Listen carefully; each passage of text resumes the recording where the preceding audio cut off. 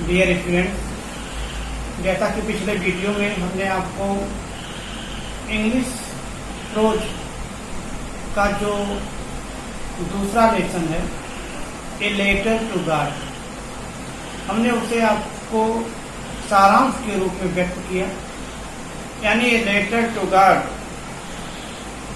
जो GL films के द्वारा लिखा गया है, इसका सारांश हमने आपको बताया कि किस तरीके से वो लैंचो नामक किसान ईश्वर में कितना विश्वास रखता था। फसल नष्ट होने पर ईश्वर के पास वो पत्र लिखता है, क्या होता है, ये पूरी घटना हम आपको बताएं। आज हम लोग देखेंगे कि लेखक ने इसमें लिखा क्या है। तो सबसे पहले आप अपने बुक से पहला पैराग्राफ देखिए। पहला पैराग्राफ कैसे पढ़ोगे, पहले आप देख रहे होंगे कि आप लोग लिखा द हाउस, यानी पैराग्राफ नंबर फर्स्ट में क्या लिखा, the house, the only one in the entire valley, the only one in the entire valley, यानी पूरी घाटी में केवल एक घर, set on the crest of a लोहे, जो एक कम ऊंचाई की पहाड़ी पर स्थित था। तो एक बार पुनः हम लोग इसको देखें। द हाउस अर्थात द हाउस माने किसका हाउस, लैंचो का हाउस, यानी the house the only one in the entire valley set on the crest of a लोहे, यानी एक निचली पहाड़ी की चोटी पर स्थित केवल एक ही घर उस पूरी घाटी में था, लैंचो का। अर्थात एक कम ऊंचाई वाले पहाड़ी की चोटी पर स्थित लैंचो का घर संपूर्ण घाटी में एकमात्र था। अर्थात एक ही घर था और उस घाटी यानी उस पहाड़ी पर कोई दूसरा घर नहीं था। तो एक बार पुनः देखा जाए, the house the only one in the entire valley set on the crest of a लोहे, निचली या कम ऊंचाई की पहाड़ी की चोटी पर केवल अकेले लैंचो का घर स्थित था। फ्रॉम दिस हाइट, इस ऊंचाई से वन कुड सी, कोई भी व्यक्ति देख सकता था, द रिवर, उन नदियों को या नदी को देख सकता था, and the field of ripe corn, और उस जो पके हुए अनाज के खेत थे उसे देख सकता था, डॉटेड विद द फ्लावर्स, जो फूलों से लदे हुए थे, that always promised a good harvest, वो हर वर्ष की तरह इस साल भी एक अच्छे फसल का जैसे अनुमान लगाया जा सकता था या अच्छी फसल का दावा कर रहे थे। उन खेतों को देखकर ऐसा लगता था कि हर साल की तरह इस साल भी ये खेत अच्छे फसल का दावा कर रहे हैं, अर्थात फसल बहुत अच्छी थी। The only thing the earth needed, अर्थात उस धरती को यानी उस खेत को केवल एक चीज की आवश्यकता थी, वॉच ए डाउनपोर, एक मूसलाधार बारिश की, और अथवा एट लीस्ट ए शावर, अथवा हल्के बौछार की।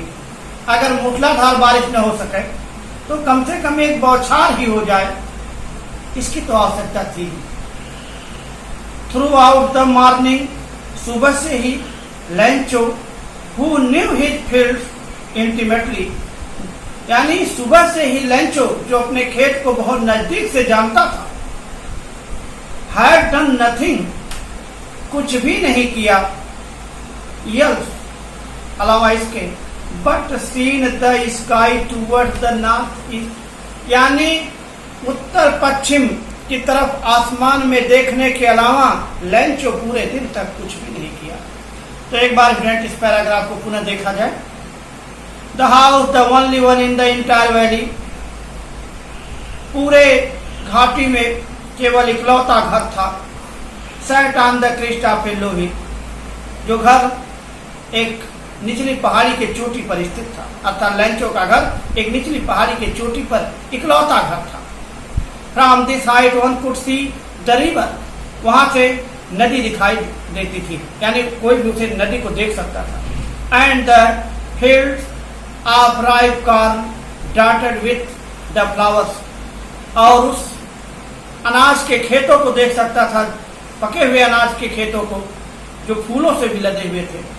That always promised a good harvest, जो एक अच्छे अनाज, अच्छे फसल का वादा कर रहे थे, दावा कर रहे थे। The only thing in the earth needed was downfall, खेत को एक भारी बारिश, एटलीस्ट ए शावर, अथवा एक बौछार की जरूरत थी।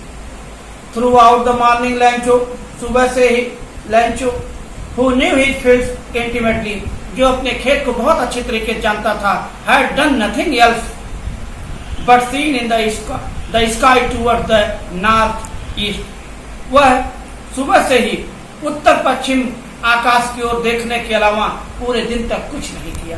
केवल वह पूरे दिन तक उत्तर पश्चिम की आकाश की तरफ देखता रहा।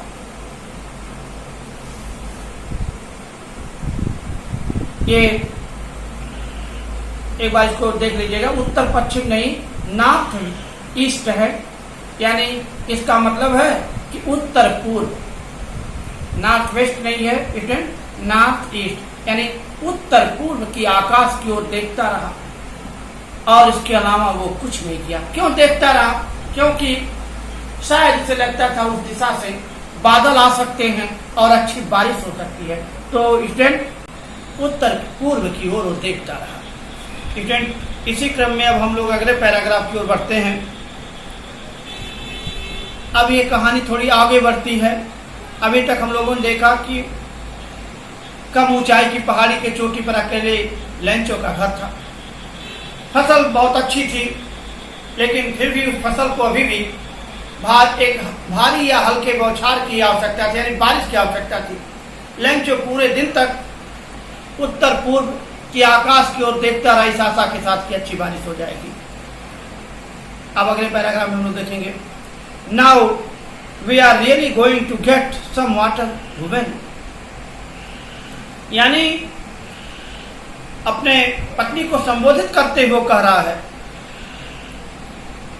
कि मुझे लगता है कि we are really going to get some water, कि हम लोगों को अब कुछ पानी मिलने जा रहा है, यानी वर्षा मानो होने वाली है, लग रहा है कुछ बारिश होने वाली है, पानी मिलने जा रहा है।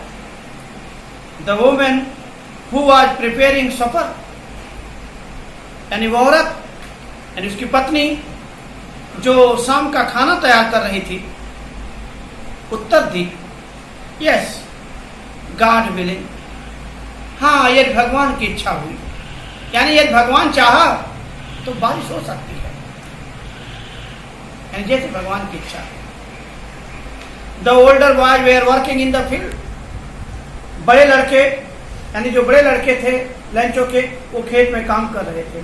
while the smaller ones were playing near the house, और छोटे घर के नजदीक खेल रहे थे। until the woman called to them all come for dinner, और तब तक ये काम होता रहा जब तक कि वो औरत अर्थात लैंचो की पत्नी जब तक उन बच्चों को या सभी लोगों को भोजन के लिए नहीं बुलाई। अर्थात इन लोगों को रात्रि के भोजन के लिए बुलाया गया, डिनर के लिए बुलाया गया कि आइए भोजन तैयार है, भोजन कर लीजिए। अब भोजन का समय है, सब लोग भोजन कर रहे हैं। It was during the meal time just as Lencho had predicted. It was during the meal time, जैसा कि लैंचो ने अनुमान लगाया था, किस समय? भोजन करते समय। ड्यूरिंग द मील टाइम, यानी जैसा कि भोजन के समय लैंचो ने अनुमान लगाया था, पूर्वानुमान लगाया था, big drops of rain began to fall, वर्षा की बड़ी बड़ी बूंदें गिरने लगी। In the north east huge mountains of cloud, उत्तर पूरब से बड़े बड़े बादलों के पहाड़ कुड बी सीन अप्रोचिंग, आते हुए देखे जा सकते थे। यानी मानो जैसे बादलों के पहाड़ आ रहे हो, जैसे कभी वर्षा काल में आप लोग देखते होंगे, इस समय देखते हैं। The air was fresh and sweet, हवा बहुत ताजी और मधुर थी। The man went out for no other reason than to have the pleasure of feeling the rain on his body, and when he returned he exclaimed, the man went out for no other reason. यानी Lencho किसी अन्य कारण से नहीं, Lencho went out for no other reason, Lencho बाहर किसी अन्य कारण से नहीं गया, than to have the pleasure of feeling, उस फीलिंग की यानी वो जो आनंद है, जो आनंद का एक अनुभूति है वर्षा का, उसे महसूस करने के लिए, यानी अपने शरीर पर वर्षा के बूंदों का आनंद महसूस करने के लिए वो बाहर गया कि उसके बॉडी पर वो बूंदें कितनी आनंदित करेंगी उसे। And when he return he claim, और जब वो वहां से वापस हुआ तो बड़ी ही खुशी से कहा, बड़ी प्रसन्नता से कहा, these are not raindrops falling from the sky, ये जो आकाश से गिर रहे हैं, आसमान से जो गिर रही है, ये वर्षा की बूंदें नहीं है। इन्हें वर्षा की बूंदें न कहा जाए, वर्षा की बूंदें नहीं है। दे आर न्यू कॉइन्स, ये नए नए सिक्के हैं। The big drops are 10 cents pieces, बड़े बूंदें 10 के, and the little ones are 5, और छोटी बूंदें 5 के सिक्के। यानी लैंचो इतना खुश हो गया कि उन बूंदों को या बूंदों की तुलना सिक्कों से कर दिया कि बड़ी बूंदें 10 की और छोटी 5 की सिक्के। और इस प्रकार पहले पैराग्राफ में हम लोगों ने देखा कि कैसे लैंचो वहां अकेले उस पहाड़ी की चोटी पर, उसका घर था, वहां अपने परिवार के साथ रहता। फसल तैयार होने में कुछ समय था, एक हल्की बारिश या भारी बारिश की आवश्यकता थी। अगले पैराग्राफ में हम लोगों ने देखा बारिश स्टार्ट हो गई, लैंचो का हृदय आनंद से भर जाता है, और जैसा अनुमान लगाया था वैसे बारिश शुरू होती है, और वो बाहर निकल करके उन बूंदों को अपने शरीर पर फील करता है, महसूस करता है, और वो कहता है बड़ी बूंदें 10 की और छोटी 5 की सिक्के हैं। डियर स्टूडेंट, इस वीडियो में हम लोग a letter to God lesson का पहला और दूसरा पैराग्राफ पढ़ा। हम लोग ये देखें कि पहले और दूसरे में क्या कहानी बन रही है। हम लोग इसके बाद तीसरे पैराग्राफ को अगले वीडियो में देखेंगे कि आगे जीएल फ्यूम्स ने क्या लिखा है, क्या कहानी आगे बढ़ती है, इसको हम लोग अगले पैराग्राफ देखेंगे। धन्यवाद।